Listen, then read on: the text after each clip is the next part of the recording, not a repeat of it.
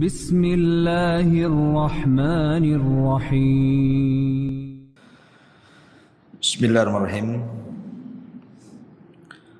Assalamualaikum warahmatullahi wabarakatuh. Alhamdulillah wassalatu wassalamu ala Rasulillah wa ala alihi wa sahbihi wa mawalah wa la hawla wa la quwwata illa billahi wa ba'du. Alhamdulillah, di pagi menjelang siang ini kita bisa kembali duduk di Masjid Nidaul Ilmi dalam rangka kajian rutin setiap Rabu jam 10. Dan pembahasan di hari ini kita akan membahas seputar mukaffirat minadz-dzunub. Hal-hal yang bisa menghapuskan dosa-dosa.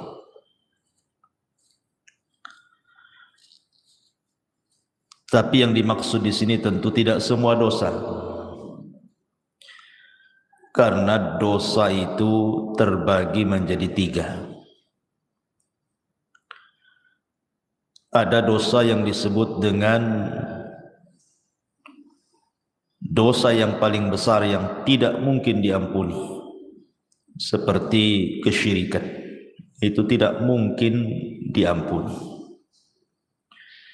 kecuali kalau dia bertobat.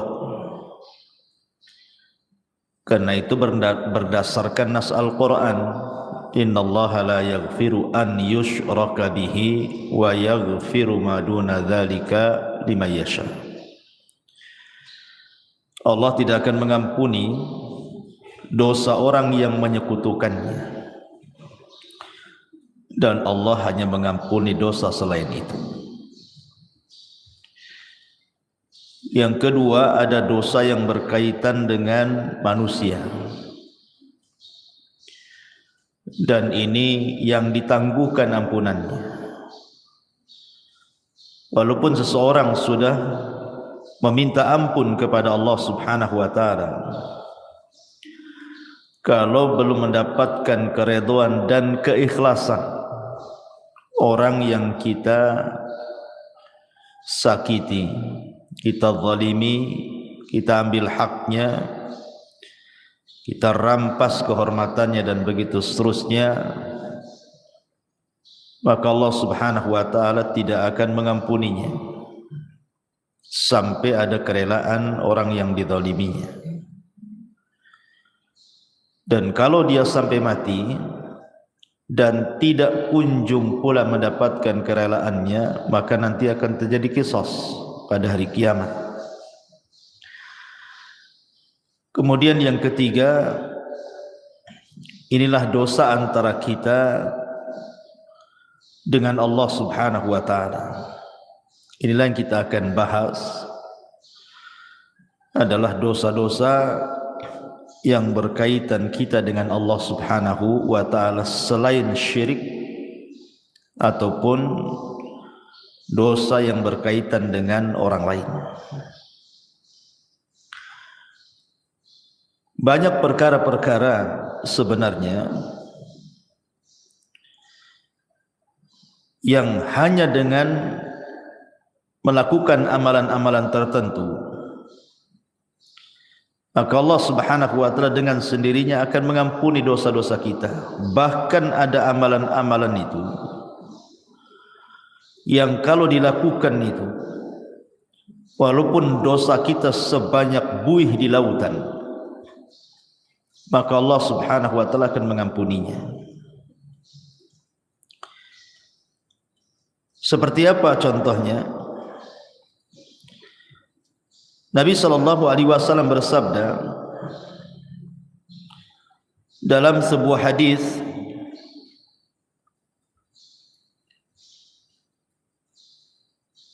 yang dikeluarkan oleh Imam Muslim dan yang lainnya,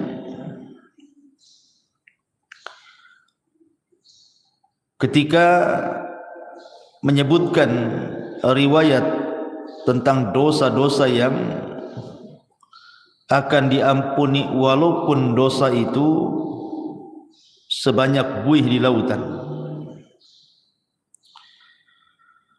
Kata Nabi sallallahu alaihi wasallam,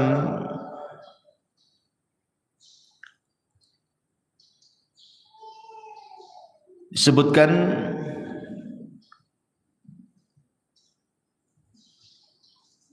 Taib.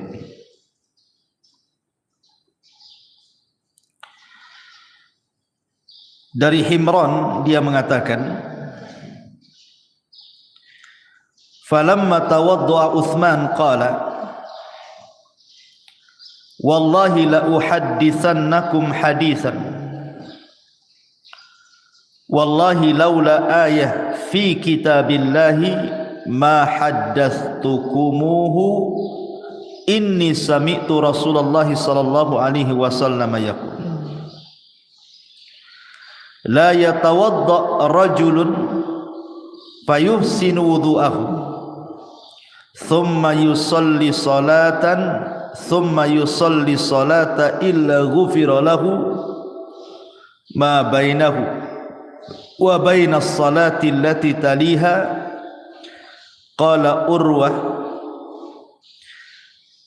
al-ayah innal ladzina yaktumuna ma anzalna minal bayyinati wal huda ila qawlihi al-la'inun, rawahu Muslim.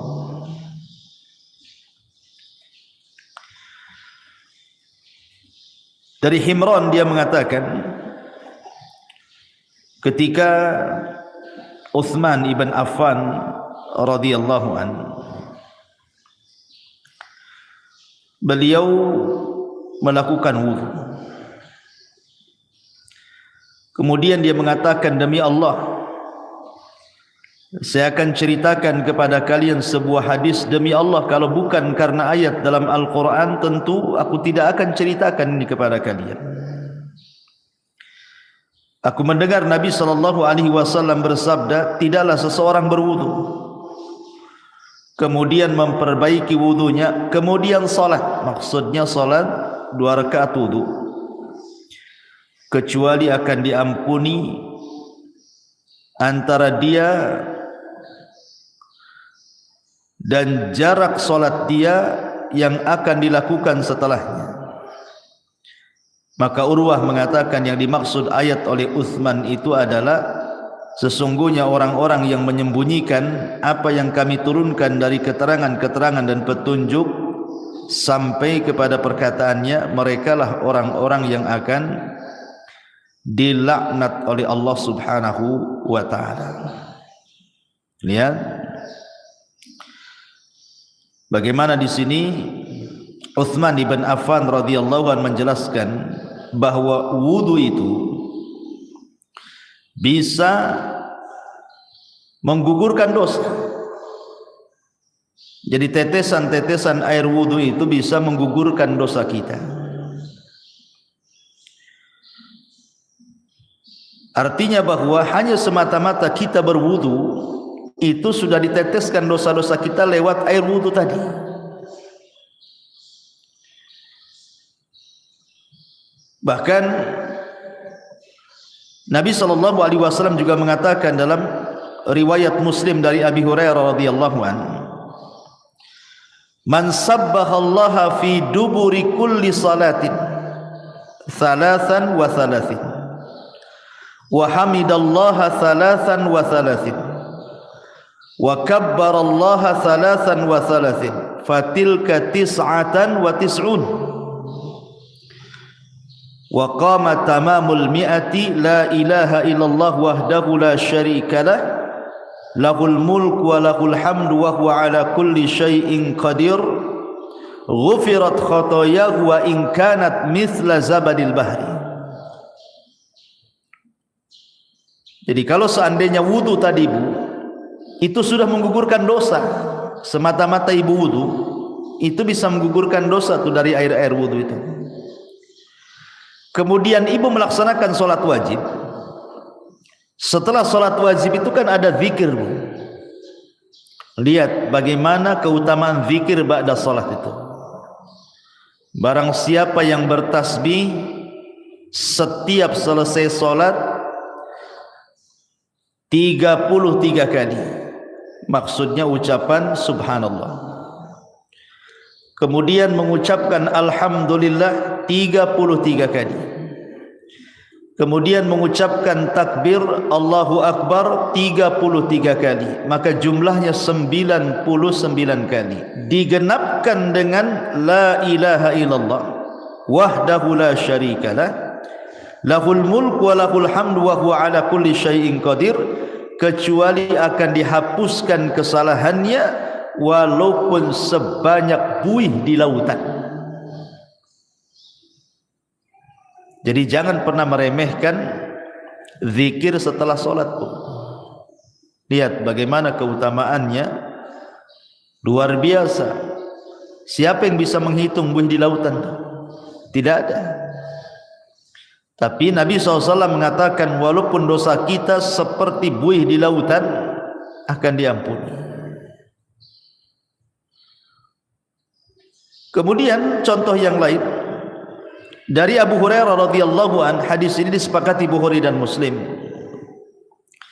Nabi SAW mengatakan man qala subhanallah wa bihamdi fi yaumin mi'ata marratin huttat khatayahu wa in kanat mithla zabadil bahri. Siapa yang melazimkan ucapan subhanallah wa bihamdi, kan mudah Bu ya, subhanallah wa bihamdi, sekali dengar saja hafal tuh. Fi yaumin mi'ata marrah, dalam satu hari itu 100 kali. Pamannya ibu bagilah, pagi berapa kali, siang berapa kali, sore berapa kali, malam berapa kali, pokoknya 100 kali dalam sehari. Tapi lihat pahalanya, maka akan dihapuskan kesalahannya walaupun seperti buih di lautan. Subhanallah, hanya mengucapkan subhanallah wa bihamdi 100 kali itu sudah menghapuskan kesalahan kita walaupun sejumlah buih di lautan. Atau contoh yang lainnya, hadis dari Abi Hurairah yang dikeluarkan oleh Imam An-Nasa'i dan Ibnu Hibban dalam sahihnya, man qala hina ya'wi ila firashihi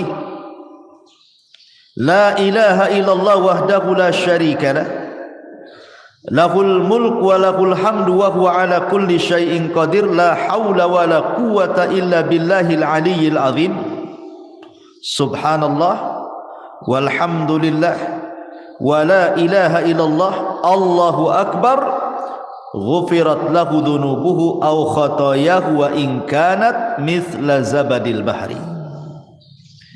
Siapa yang menuju pembaringannya sebelum tidur, maksudnya Bu, ibu baca la ilaha illallah wahdahu la syarikalah, tidak ada sembahan yang berhak disembah kecuali Allah, dialah semata yang tidak ada sekutu baginya. Lahul mulku wa lahul hamdu, baginya kerajaan, baginya pujian, wa huwa ala kulli syai'in qadir, dan dia atas segala sesuatu maha mampu. La haula wa la quwwata illa billahil aliyyil azim, tidak ada daya dan kekuatan kecuali milik Allah yang maha tinggi lagi maha agung. Subhanallah, maha suci Allah. Walhamdulillah, segala puji hanya milik Allah. Wa la ilaha illallah, tidak ada sembahan yang berhak disembah kecuali Allah. Wallahu akbar, dan Allah maha besar, kecuali akan diampuni dosanya atau kesalahannya walaupun kesalahan ibu itu sejumlah buih yang ada di lautan. Hanya membaca 1 kali ini saja loh sebelum tidur. La ilaha illallah wahdahu la syarikalah lahul mulku wa lahul hamdu wa huwa ala kulli syai'in qadir la haula wa la quwata illa billahil aliyyil azim subhanallah walhamdulillah wa la ilaha illallah Allahu akbar. Cukup menghapuskan kesalahan kita walaupun sejumlah buih yang ada di lautan. Subhanallah Bu ya, lihat. Sebenarnya amalan-amalan zikir seperti ini itu kan bisa kita lakukan. Karena zikir itu bisa dilakukan, anak kecil bisa melakukannya, orang remaja bisa melakukannya, orang dewasa bisa melakukannya, orang tua bisa melakukannya, laki-laki bisa, perempuan bisa, kapanpun bisa. Tidak harus mengeluarkan modal, yang penting dihafal, dibaca. Tapi lihat pahalanya, menunjukkan bahwa zikir itu amalan yang luar biasa. Salah satu penyebab dosa-dosa kita diampuni adalah dengan cara berzikir, baik berzikir yang sudah ditetapkan seperti setelah sholat yang saya tadi sebutkan, ataupun sebelum tidur, ataupun zikir umum tadi, membaca subhanallah wa bihamdi 100 kali. Tapi itu sudah cukup tuh menghapuskan dosa kita walaupun sejumlah buih di lautan. Luar biasa. Sebenarnya Islam itu mudah gitu ya. Cuman kita saja yang kadang-kadang sulit untuk atau malas untuk melakukannya. Zikir kan beda Bu dengan sholat. Harus ke masjid kalau laki-laki, harus ada gerakan walaupun ibu di rumah. Zakat harus pakai harta, haji apalagi capek-capek. Zikirnya hanya ngomong saja. Itu saja kadang-kadang malas kita berzikir. Tapi kita akan sebutkan beberapa amalan yang bisa menghapuskan banyak dosa. Yang pertama, bersolawat. Bersolawat kepada Nabi sallallahu alaihi wasallam. Dari Anas radhiyallahu an, Nabi sallallahu alaihi wasallam bersabda, "Man shalla alayya salatan wahidatan sallallahu biha asyra salawatin wa khutta anhu biha asyra sayyiatin wa rafa'ahu Allahu biha asyra darajat." Barang siapa yang bersalawat kepadaku 1 kali, kata Rasulullah, maka Rasul akan bersalawat 10 kali kepada kita, dan kesalahan kita akan dihapus sebanyak 10 kesalahan, dan kita akan diangkat dengan 10 tingkatan. Hanya bersalawat saja Bu. Allahumma salli ala Sayyidina Muhammad, hanya ngomong begitu, maka Allah akan utus malaikat membawa salawat kita menuju mana? Malaikat akan datang ke kuburan Nabi, kemudian akan memberitahukan kepada Nabi kita bahwa ada di antara umatmu yang bersalawat kepadamu, maka Rasul akan bersalawat 10 kali kepada kita.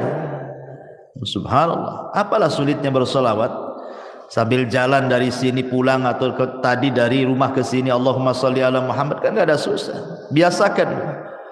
Kalau bisa setiap ibu kaget itu yang dibaca. Karena saya di masyarakat itu aneh-aneh, kalau orang kaget apa pula yang diomongkan tuh. Ya. Bahkan saya punya kawan tuh, kalau kaget bilang jangkrik, kan sayang gitu. Kaget saja jangkrik katanya. Ya Allah kan. Apa susahnya Allahumma sholli ala Muhammad daripada jangkrik yang disebut? Ya, jadi salawat itu 1 kali sudah menghapuskan 10 kesalahan dari kita, mengangkat lagi 10 derajat dari kita. Rasul pula bersalawat 10 kali kepada kita. Ini yang pertama. Yang kedua adalah al-istighfar. Astagfirullah, astagfirullah, kan itu Bu ya. Kan mudah itu istighfar, sambil sini jalan pulang itu kan bisa astagfirullah, astagfirullah gitu ya. Disebutkan dalam sebuah hadis Nabi sallallahu alaihi wasallam mengatakan, "Man lazimal istighfar ja'alallahu min kulli dzikin faraja." Siapa yang melazimkan baca istighfar, maka Allah akan jadikan kesulitannya lapang. Bahkan Nabi Allah Subhanahu wa taala berfirman, "Wa man ya'mal su'an aw yadhlim nafsah thumma yastaghfirillah yajidillah ghafurar rahimah." Siapa yang melakukan kesalahan dan mendolimi dirinya, kemudian dia memperbanyak istighfar, maka Allah Subhanahu wa taala akan mengampuni dosanya, karena dia zat yang maha pengampun lagi maha penyayang. Dan lebih khusus lagi Rasul mengatakan, man istaghfarallaha fi duburi kulli salatin thalatha marrat faqala astaghfirullah alladzi la ilaha illahu al-hayyul qayyum wa atubu ilaih ghufira lahu wa in kana qad farra minaz zahfi.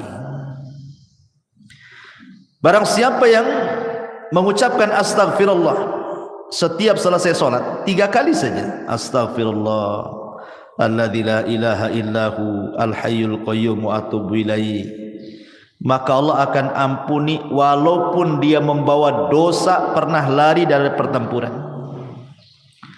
Lari dari peperangan itu, Bu, dosa besar.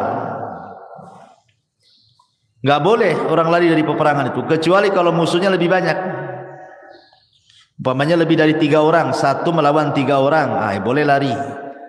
Tapi 1 melawan 2 orang enggak boleh lari, sebab kalau lari dosa besar. Walaupun dia punya dosa besar, lari dari pertempuran, kalau dia istighfar 3 kali setelah sholat, Allah akan ampuni dosanya. Luar biasa. Ini yang kedua. Yang ketiga, salawatul khams, salat 5 waktu. Dari Abu Hurairah radhiyallahu an, Nabi SAW bersabda yang dikeluarkan Imam Muslim, as-salawatul khamsu wal jum'ati ilal jum'ati kafaratun lima bainahunna ma lam taghshal kabair. Salat 5 waktu dan Jumat ke Jumat adalah kafarah bagi dosa-dosanya selama dia tidak menenggelamkan diri dengan dosa besar. Sekarang ini, Bu, melakukan dosa kecil itu mudah sekali. Kalau dulu mungkinlah ya melakukan dosa kecil tetapi agak sulit gitu ya. Tapi kalau sekarang ini hampir tiap hari kita melakukan dosa kecil, Bu. Karena setiap kita ini punya handphone masalahnya. Terkadang di handphone itu kan nengok YouTube, nengok Facebook, nengok TikTok, ya kan? Atau apalah gitu ya. Terkadang nengok aurat di situ, entah laki-laki entah perempuan. Ya, yang di iklan-iklan lewat gitu kan. Kadang-kadang yang lewat di iklan itu kan enggak pakai jilbab juga tuh. Kadang-kadang ada yang lagi sepak bola gitu kan, di atas lutut celananya itu kan aurat laki-laki.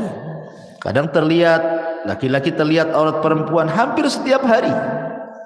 Entah di iklan, entah di apa gitu kan. Itu kan termasuk dosa kecil. Maka kalau seseorang kemudian melanggengkan solat 5 waktu, maka solat dari zuhur ke asar, asar ke maghrib, maghrib ke isya, isya ke subuh, subuh ke zuhur, itu di antara selang waktu solat wajib ke wajib berikutnya itu menghapuskan dosa.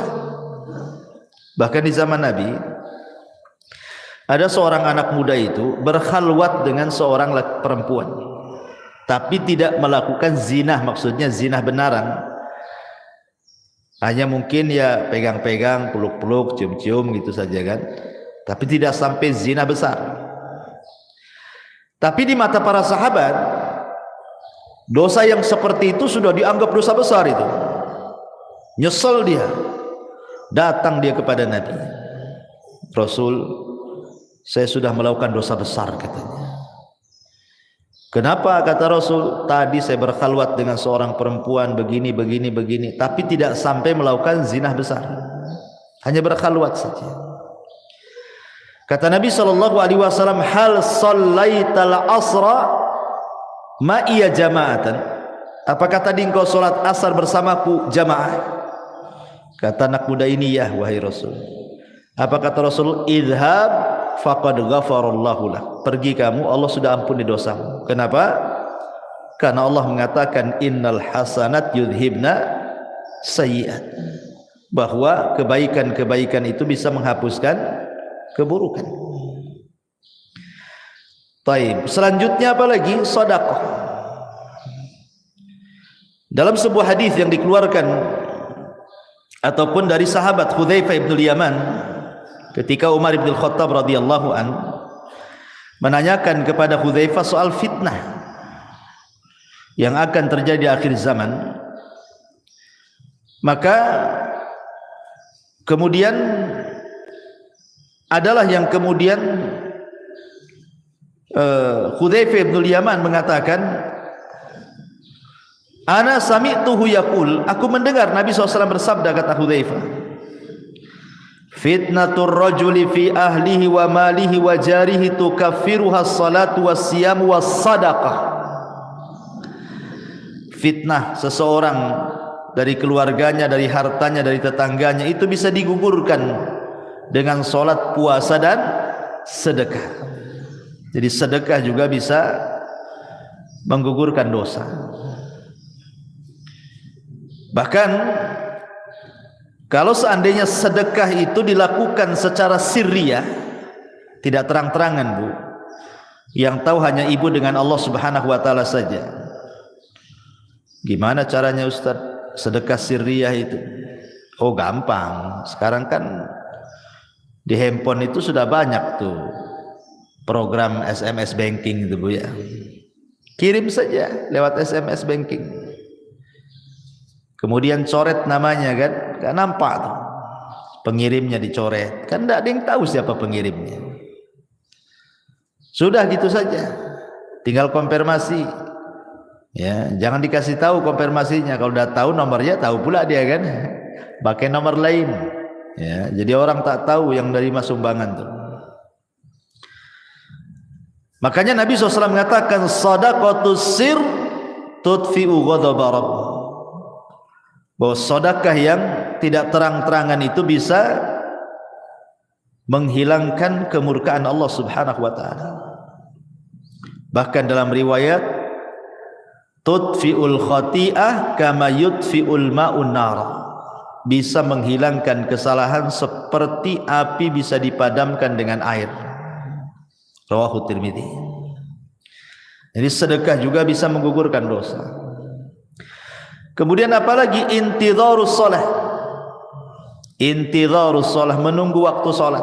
Rindu rasanya ibu itu di rumah itu kapan duhur kok lama kali ya, katanya. Nanti sudah sholat duhur kapan, asar ini kok lama kali. Habis asar, aduh kapan nih maghrib ini kok lama kali. Ini terbalik, aduh udah duhur lagi, katanya.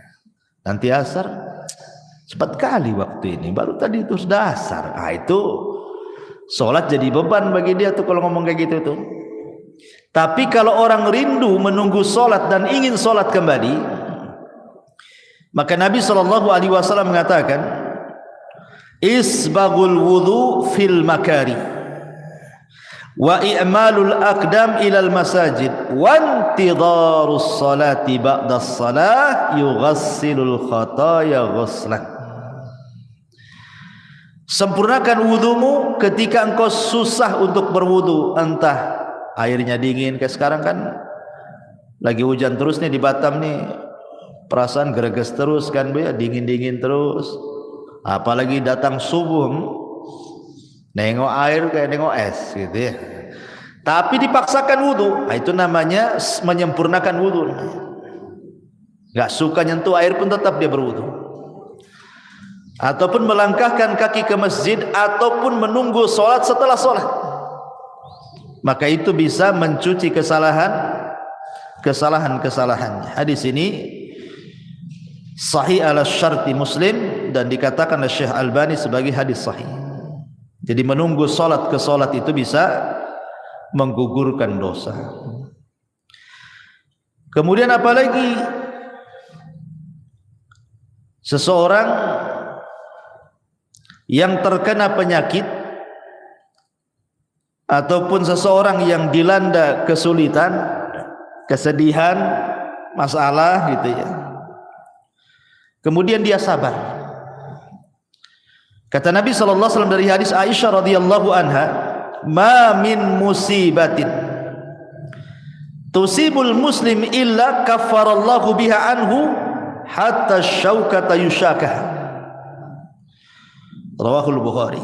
Tidaklah sebuah musibah menimpa seorang muslim kecuali Allah Subhanahu wa taala akan jadikan itu kafarah bagi dia, penghapus dosa-dosanya.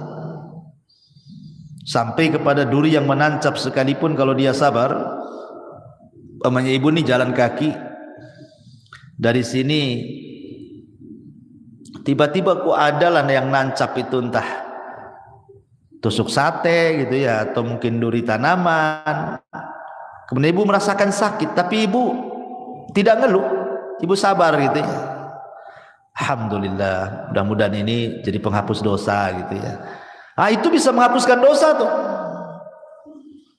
ya. Tapi jangan ditusukkan, ambil peniti, tusukkan pula kan itu. Itu sengaja ditusuk-tusukkan. Tak boleh itu menyakiti badan. Karena badan ini milik Allah. Dari ujung rambut sampai kaki itu milik Allah, tidak boleh disakiti. Kalau kita disakiti oleh diri sendiri, sengaja ambil peniti dicolokkan gitu ya ke badan kita, berdosa kita. Karena badan ini amanah Allah, milik Allah semuanya, harus dijaga. Ya. Kemudian juga mengucapkan alhamdulillah setelah makan, Bu. Ibu makan nih, makan apa saja. Entah makan nasi, entah makan bakso, entah makan mie, entah makan apa sajalah ya. Yang penting setelah makan, ibu mengucapkan alhamdulillah. Man akala ta'aman thumma qala alhamdulillah. Barang siapa yang mengucapkan alhamdulillah setelah dia makan, maka ghufira lahu ma taqaddama min dzambihi wa ma ta'akhkhar. Dia akan dihapuskan dosa-dosanya yang telah dan yang berlalu. Subhanallah. Hanya mengucapkan alhamdulillah saja habis makan, Bu. Itu sudah bisa menghapuskan dosa, kan luar biasa. Apalah susahnya alhamdulillah habis makan. Ya. Kemudian juga ketika salat, Bu.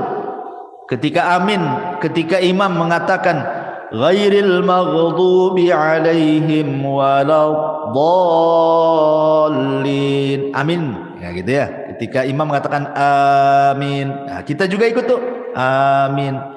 Artinya aminnya imam dengan aminnya makmum itu harus sama. Jangan imam dulu baru makmum, tidak. Dengar imam waladdallin saja, langsung ibu amin.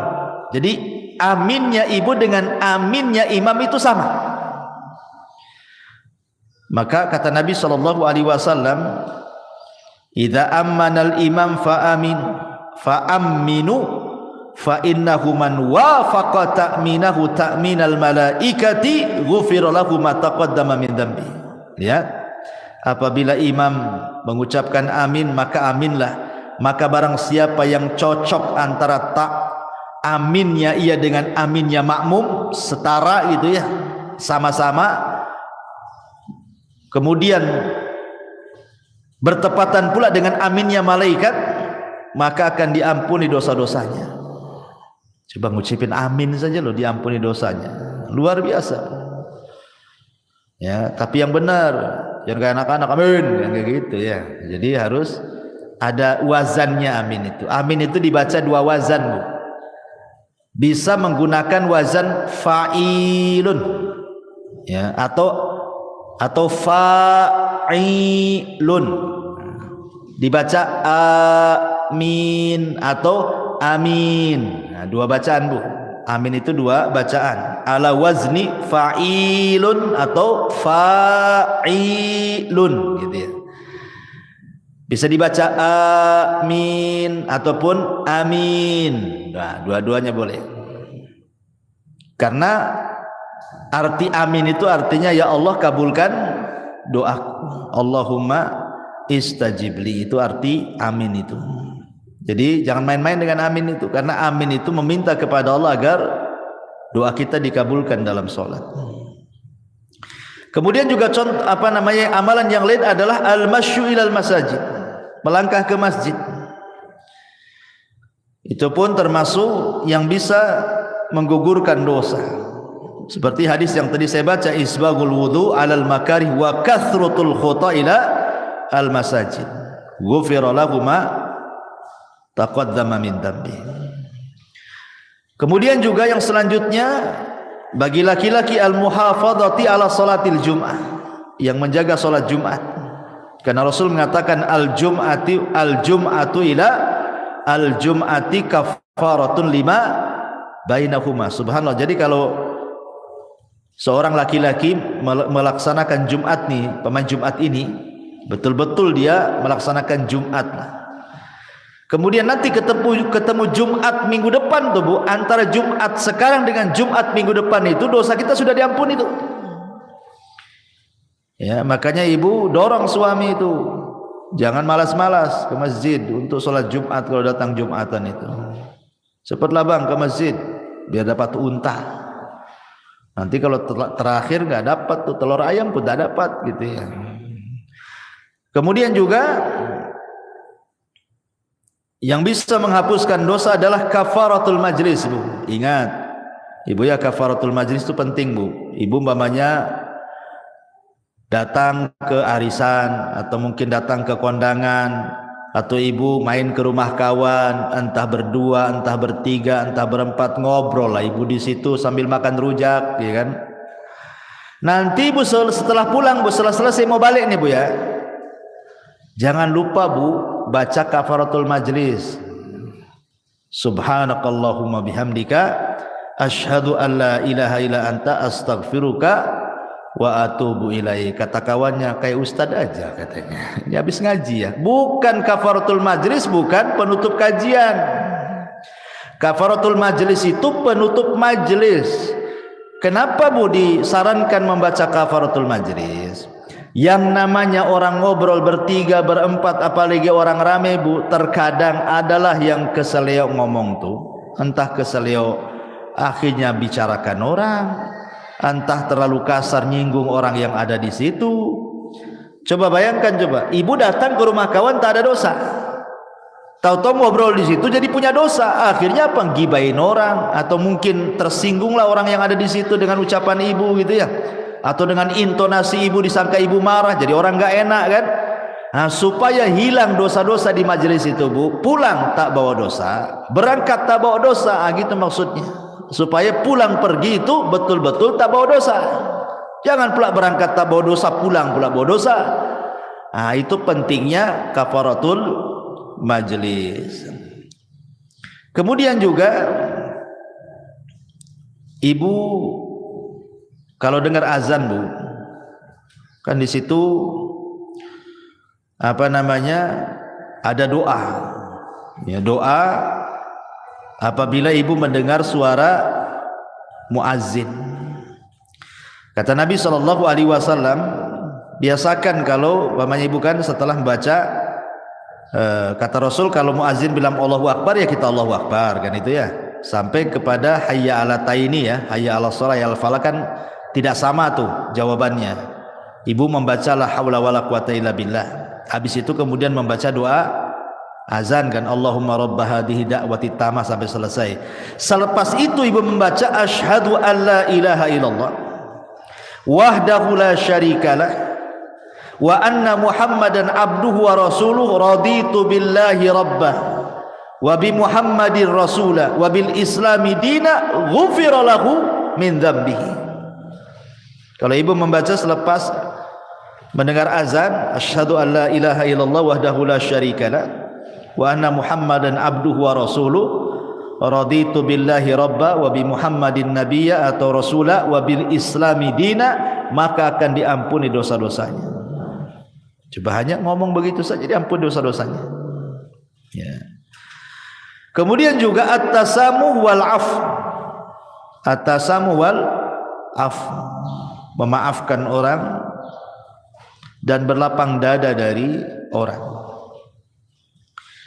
Karena dalam sebuah ayat surah Al-Imran ayat 133 sampai 134 Allah mengatakan, wasari'u ila maghfiratin min rabbikum wa jannatin arduhas samawati wal ardu uiddat lil muttaqin. Bersegeralah kalian kepada keampunan Rabb kalian, karena sorga seluas langit dan bumi diperuntukkan untuk orang-orang yang bertakwa. Siapa orang yang bertakwa di sini?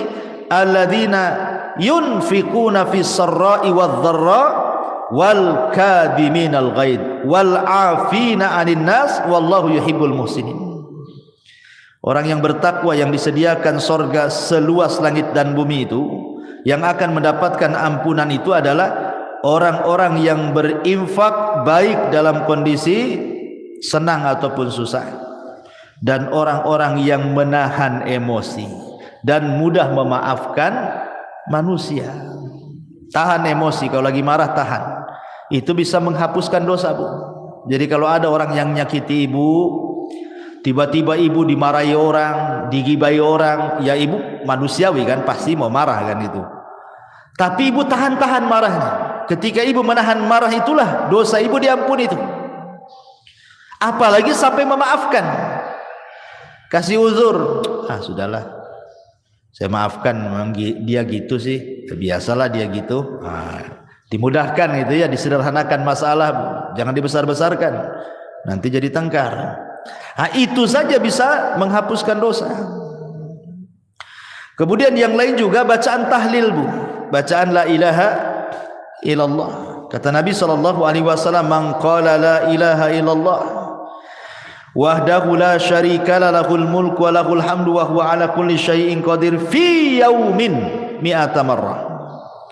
Barang siapa yang mengucapkan la ilaha illallah wahdahu la syarika lahul mulku wa lahul hamdu wa huwa ala kulli syai'in qadir, dalam satu hari itu 100 kali, Bu. Apa kata Rasul? Kanat adlu asyri riqabin wa kutibat lahu mi'atu hasanatin wa muhiyat anhu mi'atu sayyiatin. Maka sebanding dengan memerdekakan 10 budak, akan dicatat 100 kebaikan, akan dihapus 100 kesalahan. Masya Allah ya. Ibu merdekakan budak dari mana duitnya, Bu? Cukup membaca ini saja 100 kali sama dengan ibu merdekakan budak 10 budak. Cukup tidak dicatat lagi 100 kebaikan, cukup tidak dicatat lagi, dihapus lagi 100 kesalahan. Hanya ngomong begini, Bu ya, 100 kali. Ibarat kita infak gitu ya, untuk memerdekakan. Harga budak tuh tak tahu sekarang berapa tuh ya. Tapi cukup membaca ini 100 kali saja sudah sama dengan memerdekakan 10 budak. 100 kesalahan dihapus, 100 kebaikan dicatat. Subhanallah.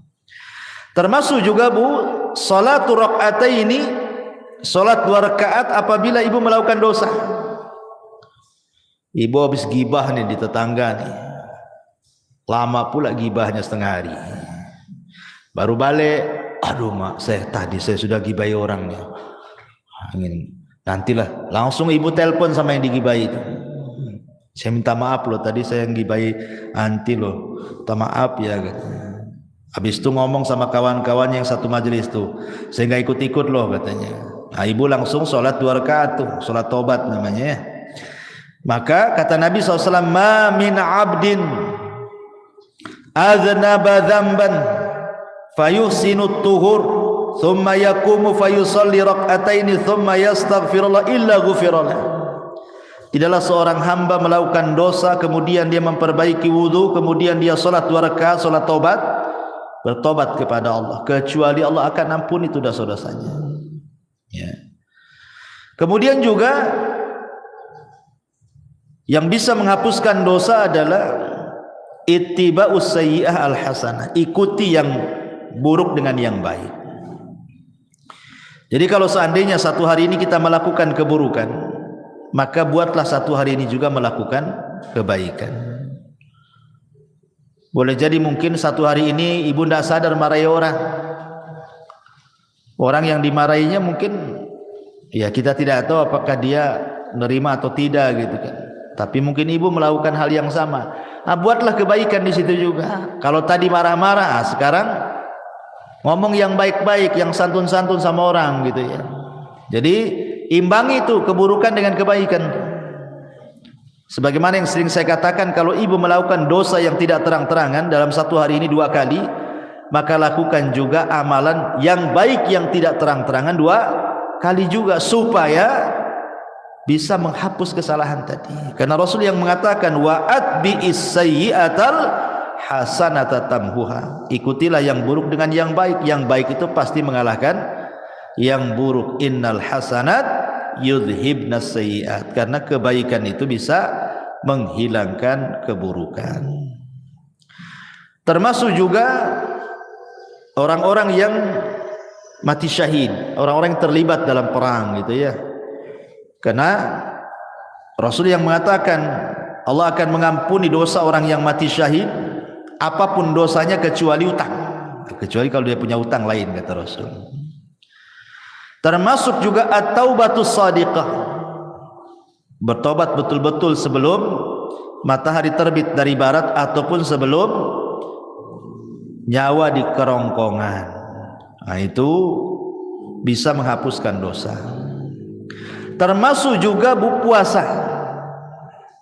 Pertama puasa Asyura, puasa di bulan Muharram, tanggal 10 bulan Muharram. Kata Rasul, yukaffiru sanatal madiyah, menghapuskan dosa 1 tahun ke belakang, rawahu Muslim.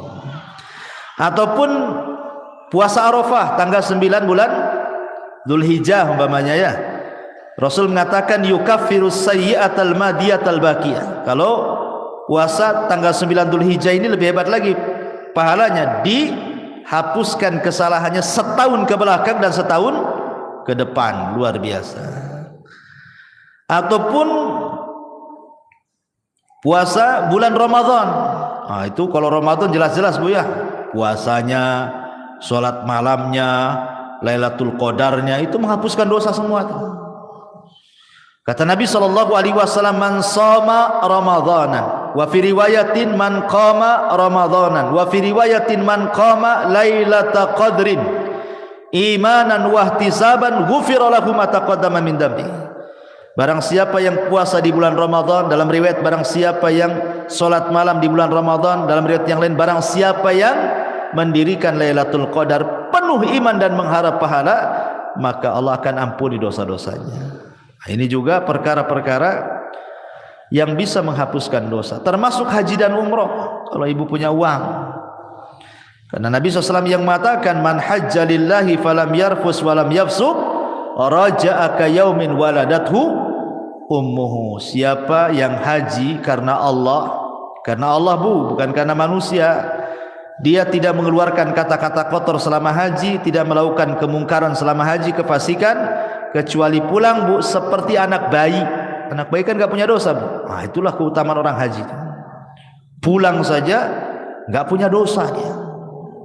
Begitu juga umroh, al umratu ilal umrati kafaratun lima bainahuma. Umroh satu ke umroh berikutnya itu setahun, namanya umroh nih, tahun ini umroh, tahun depan umroh lagi, setahun itu dihapuskan dosa-dosanya dari umroh ke umroh. Subhanallah ya. Maka ini kesempatan bagi orang-orang kaya nih, kalau memang punya uang berangkat ya. Karena ini salah satu yang bisa menggugurkan dosa. Tentu yang paling besar dari semuanya, dari semua yang saya jelaskan dari awal sampai akhir tadi, yang paling besar yang bisa menghapuskan dosa adalah at-tauhid ya. Tidak menyekutukan Allah, tidak menyekutukan Allah, dan beriman kepada dan beramal saleh. Tauhid ini penting. Kemudian juga amal saleh secara umum, apapun amal solehnya, sebagaimana Allah mengatakan dalam surah Al-Ankabut ayat 7, walladzina amanu wa amilus salihat lanukaffiranna anhum sayyi'atihim. Orang-orang yang beriman dan beramal saleh, sungguh kami akan menggugurkan kesalahan-kesalahan mereka, termasuk berusaha menjauhi dosa-dosa besar. Dalam surah An-Nisa 31 Allah mengatakan, in tajtanibu kabaira ma tunhauna anhu nukaffiru ankum sayyi'atikum. Jika kalian menjauhi dosa-dosa besar, syirik, zina, minum khamar dan begitu seterusnya, apa yang telah dilarang, maka kami akan gugurkan dari kalian kesalahan kalian. Termasuk juga berusaha menjadi orang yang takwa, menjalankan perintah, menjauhi larangan gitu ya. Karena Allah mengatakan wa man yattaqillaha yukaffir anhu sayyiatihi, barang siapa yang bertakwa kepada Allah maka Allah akan hapuskan dosa-dosanya. Dan juga penting taubah as-sadiqah, betul-betul bertobat dengan tobat yang jujur. Tapi kalau seandainya ini berkaitan dengan dosa besar, maka ada tambahan, bukan hanya sekedar amalan-amalan yang saya tadi sebutkan. Kalau berkaitan dengan dosa besar, ada lagi tambahan. Pertama, ikhlas, niat ingin bertobat. Yang kedua, al-iqla', betul-betul melepas dosa dan meninggalkan. Yang ketiga, an-nadam, menyesal, kenapa saya melakukan dosa. Yang keempat, aqdul azmi, betul-betul berjanji tidak mungkin kembali ke dosa itu. Kemudian yang kelima, ikuti dosa yang sudah dilakukan dengan kebaikan supaya dosanya bisa terhapuskan. Dan kalau itu berkaitan dengan hak adami, hak-hak manusia, maka kembalikan. Pernah ngambil, balikin apa yang sudah diambil. Pernah zalimi, minta keridhaannya agar dimaafkan kezalimannya, dan begitu seterusnya. Ma'asyiral muslimat yang dimuliakan Allah Azza wa Jalla. Adapun tentang keutamaan taubat sendiri, bertobat kepada Allah Azza wa Jalla, yang pertama, taubat itu menjadi penyebab Allah itu suka dengan kita. Makanya ada doa, Allahumma ij'alni minat tawwabin waj'alni minal mutatahhirin. Setiap kita habis wudu itu kan, ya Allah jadikan aku termasuk orang-orang yang bertobat dan termasuk orang-orang yang bersuci. Setiap wudu kita meminta kepada Allah seperti itu kan. Kenapa? Karena Allah mengatakan innallaha yuhibbu tawwabin wa yuhibbul mutatahhirin, karena Allah suka dengan orang-orang yang tobat dan suka dengan orang-orang yang bersuci. Ya. Yang kedua, bahwa tobat itu menyebabkan Allah mengampuni kesalahan kita dan menerima amalan kita. Dengan tobat itu Allah akan memaafkan kesalahan kita dan menerima amalan kita. Yang ketiga, dengan tobat itu kita diselamatkan dari neraka dan dimasukkan ke dalam surga, dan itulah keberuntungan yang sebenarnya. Faman zuhziha 'anil nar wa udkhilal jannah faqad faz. Siapa yang dikeluarkan dari neraka dan dimasukkan ke dalam surga, itulah keberuntungan yang sesungguhnya. Termasuk penyebab seseorang mendapatkan rahmatnya. Orang yang suka tobat itu, maka akan datang rahmat Allah. Karena Allah mengatakan, Allah itu lebih senang dengan tobatnya seorang hamba dibandingkan seseorang yang safar ke padang pasir bawa unta dan semua perbekalannya di atas unta. Ketika dia tidur, minggat pula lah unta itu karena nggak diikat. Akhirnya orang ini temenung, matilah aku di padang pasir ini, tak ada minum, tak ada makan, tak ada unta katanya kan. Akhirnya dia cari sana sini nggak ketemu, sudah pasrah dia mau mati di padang pasir. Akhirnya dia pun tertidur. Ketika terbangun, untanya pula depan mukanya. Apa nggak senang, Bu? Tapi Rasul mengatakan Allah lebih senang kepada hamba yang bertobat dibandingkan orang ini yang mendapatkan unta dan perbekalannya. Kenapa? Karena Allah itu akan mencurahkan rahmatnya kepada orang yang bertobat. Termasuk tobat juga adalah sebab mendapatkan pahala besar, dan termasuk tobat juga adalah mendapatkan banyak kebaikan setelah keburukan yang dilakukannya. Baik, ma'asyiral muslimat yang dimuliakan Allah Subhanahu wa taala, intinya bahwa seorang hamba itu tidak boleh bosan untuk mencari rahmat Allah Subhanahu wa taala. Karena walaupun malaikat, Bu, malaikat itu hamba yang tidak pernah bermaksiat kan, Bu. Tapi Adam itu adalah makhluk yang bermaksiat. Tetapi Allah Subhanahu wa taala muliakan Adam dibandingkan malaikat kan, Bu. Adam bermaksiat, kemudian bertobat. Malaikat bertobat terus, tak pernah maksiat. Tapi Allah muliakan Adam. Kenapa? Perhatikan hadis Nabi sallallahu alaihi wasallam. Kata Nabi sallallahu alaihi wasallam, "Walladzi nafsi biyadi, law lam tudhnibu la dhahaballahu bikum wa la jaa biqaumin yudhnibun fayastaghfirunallaha fayaghfiru lahum."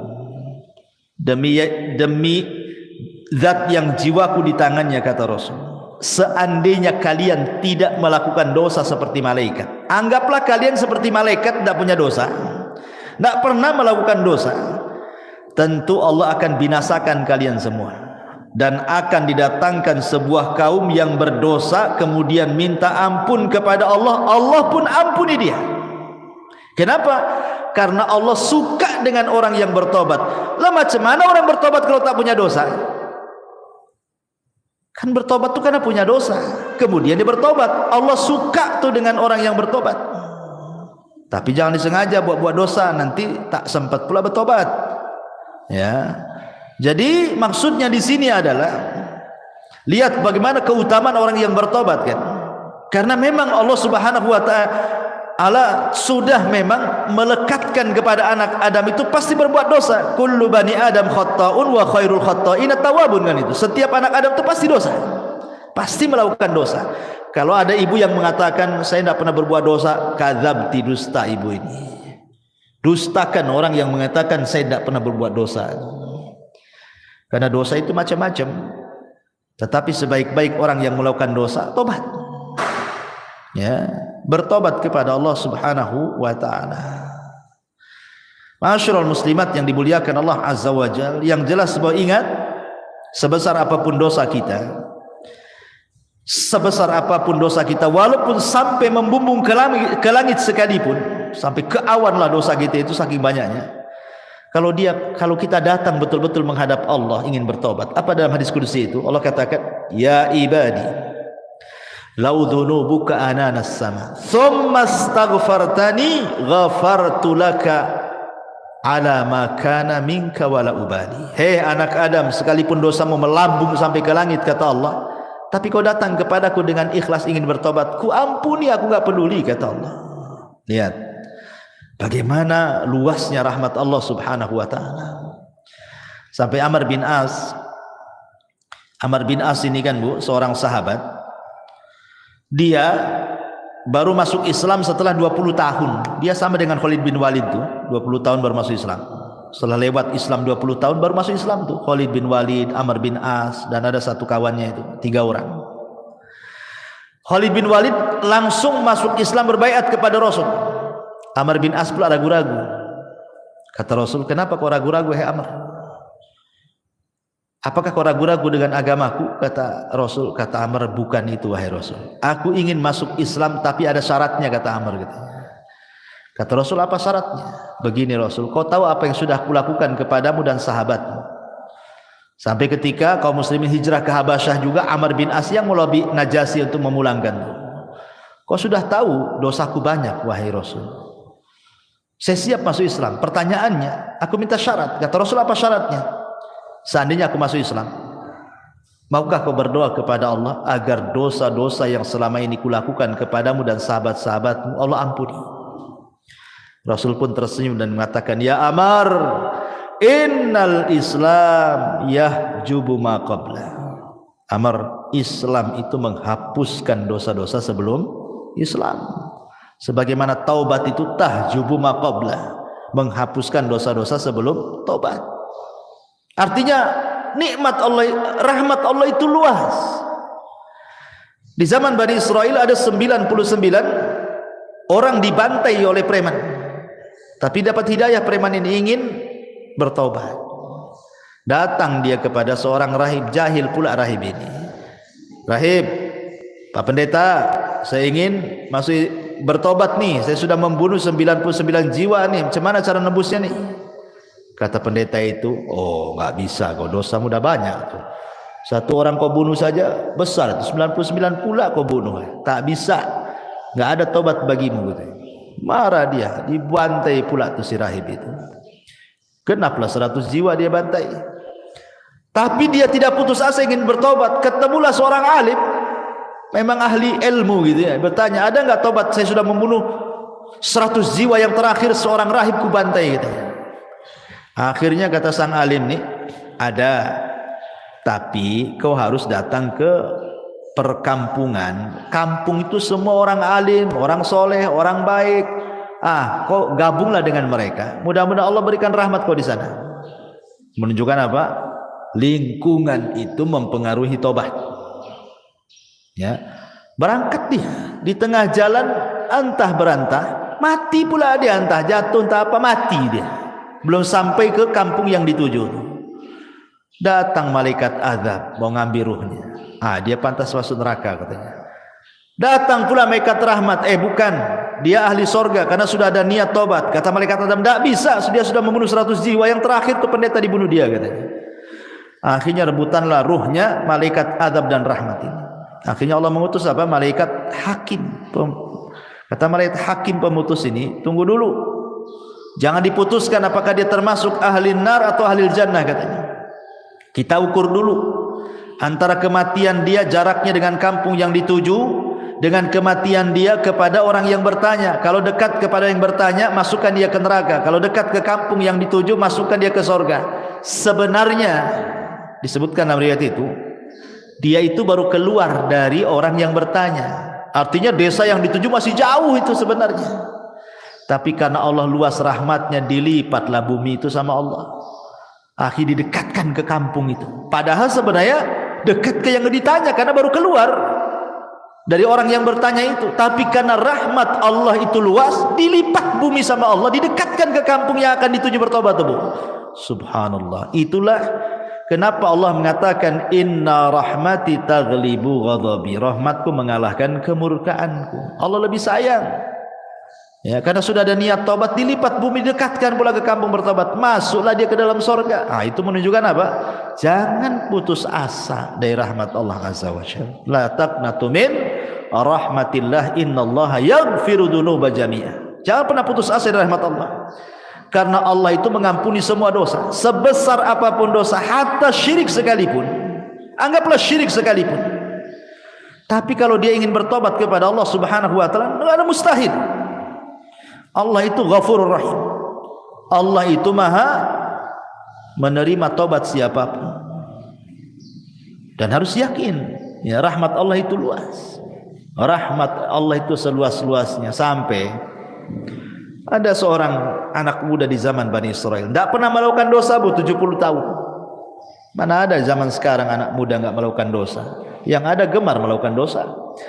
Jadi ada anak muda di zaman Bani Israel itu 70 tahun dia tak berbuat dosa, meninggal dia, berdiri di pintu sorga.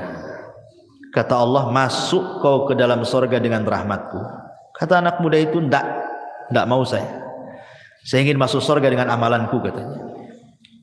Kata Allah, masuk kau ke dalam sorga dengan rahmatku. Tidak, saya tidak akan masuk sorga dengan rahmatmu, tapi saya ingin masuk sorga dengan amalanku. Kalau memang aku pernah berbuat dosa, kemudian kau ampuni dosaku, kau masukkan aku ke sorga dengan rahmatmu, wajar. Aku loh tidak pernah berbuat dosa, masa dengan rahmatmu aku masuk sorga? Aku ingin masuk sorga dengan amalanku katanya. Kata Allah, baik, hitung berapa amalmu. Dihitunglah amalannya itu.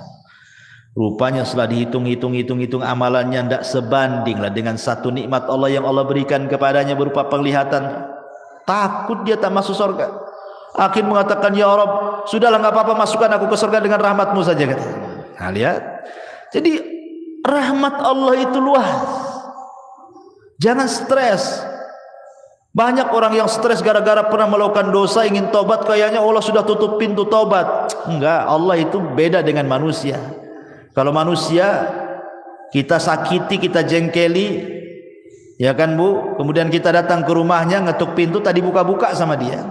Tapi kalau Allah berbeda. Kalau kita hari-hari mengetuk pintu langit, minta ampun kepada Allah, Allah lah setiap hari loh, sepertiga malam akhir loh, menawarkan ampunannya kepada kita. Hei hamba-hambaku, kata Allah, man yad'uni fa astajibalah, wa man yas'aluni fa utiya, wa man yastaghfiruni fa aghfirullah. Siapa yang berdoa aku kabulkan, siapa yang minta aku kasih, siapa yang minta ampun ku ampuni. Tiap malam Tiap sepertiga malam Allah mengatakan seperti itu. Ada kesempatan setiap hari. Dan hebatnya Allah itu, Bu, salah satu di antara sifat Allah itu atau nama-nama Allah itu ada sitir. Allah itu memiliki sifat sitir. Sitir itu apa, Bu?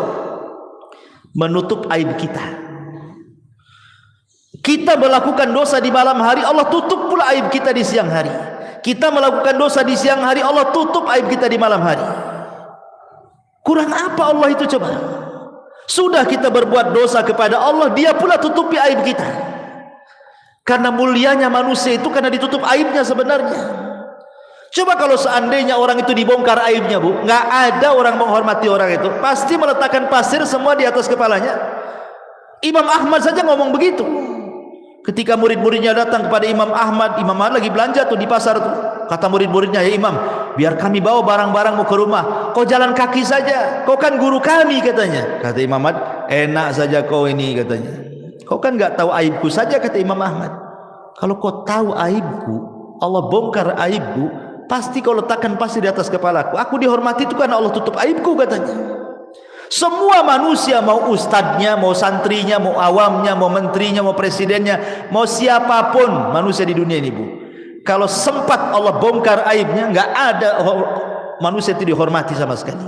Jangankan itu, gara-gara ngomong satu kali kepleset, Bu, yang tadinya ditokohkan, dibanggakan, dipuji, ngomong pula di YouTube salah, kepleset, menghina anu, menghina ini, dia dibully sama netizen, habislah dia, Bu.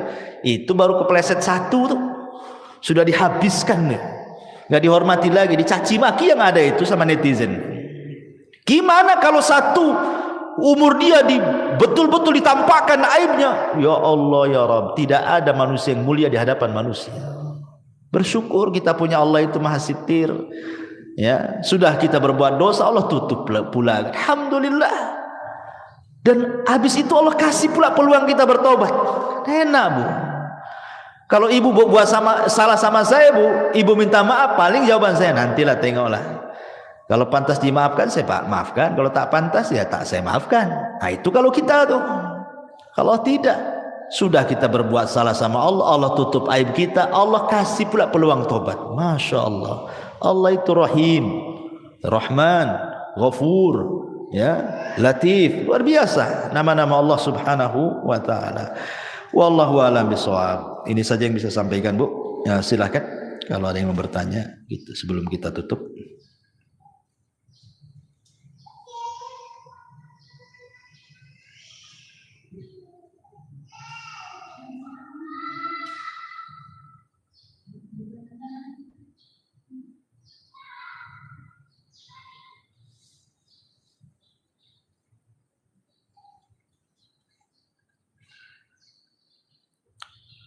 Alhamdulillah, belum ada yang bertanya. Ya, makin cepat makin baik. Subhanakallahumma bihamdika asyhadu an la ilaha illa anta astaghfiruka wa atubu ilaik. Wallahu ta'ala alam. Assalamualaikum warahmatullahi wabarakatuh.